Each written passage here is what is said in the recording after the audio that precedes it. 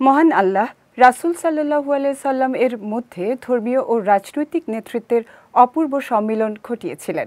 তিনি যেমন একদিকে ছিলেন ইসলাম ধর্মের প্রবর্তক, তেমনি ছিলেন মদিনায় ইসলামী রাষ্ট্রের প্রতিষ্ঠাতা। তার প্রতিষ্ঠিত রাষ্ট্রই একসময় বিকশিত হয়ে পৃথিবীর সবচেয়ে প্রভাবশালী রাষ্ট্র কাঠামোয় পরিণত হয়। বিস্তারিত ডেস্ক রিপোর্টে।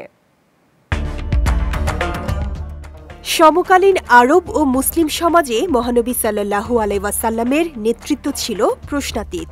তার হাতে রাষ্ট্রীয় ক্ষমতাও ছিল এবং শাসকসুলভ বহু কাজ তিনি করেছেন।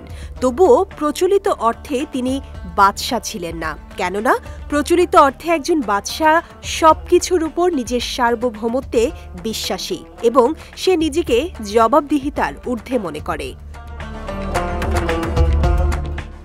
অন্যদিকে রাসূল সাল্লাল্লাহু আলাইহি ওয়াসাল্লাম আল্লাহর সার্বভৌমত্বে বিশ্বাসী ছিলেন এবং তিনি আল্লাহর কাছে নিজেকে দায়বদ্ধ বলেই বিশ্বাস করতেন।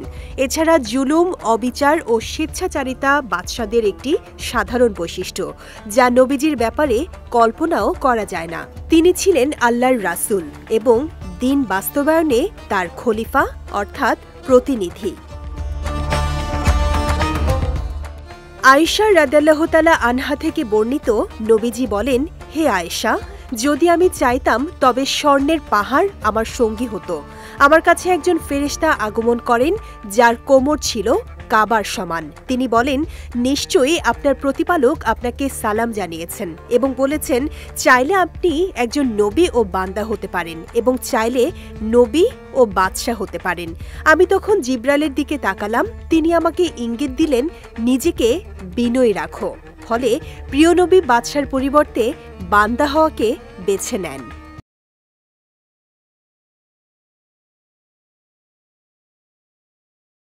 শাইখুল ইসলাম ইবনে তাইমিয়া রহমতুল্লাহি আলাইহি লেখেন, নবীরা দুটি শ্রেণীতে বিভক্ত। এক, যারা আল্লাহর বান্দা ও রাসূল ছিলেন। দুই, যারা নবী ও বাদশাহ ছিলেন। আল্লাহ রাসূলুল্লাহ সাল্লাল্লাহু আলাইহি ওয়াসাল্লামকে বান্দা ও রাসূল অথবা নবী ও বাদশাহ হওয়ার ক্ষেত্রে ইচ্ছাধিকার দিয়েছিলেন। তিনি বান্দা ও রাসূল হওয়াকে বেছে নেন। নবী ও বাদশার দৃষ্টান্ত ছিলেন ইউসুফ, দাউদ ও সুলাইমান আলাইহিস সালাম। বান্দা ও রাসূলের দৃষ্টান্ত হলেন ইব্রাহিম, মুসা, ঈসা ও মুহাম্মদ সাল্লাল্লাহু আলাইহি ওয়াসাল্লাম। বিজয় টিভি নিউজ ডেস্ক।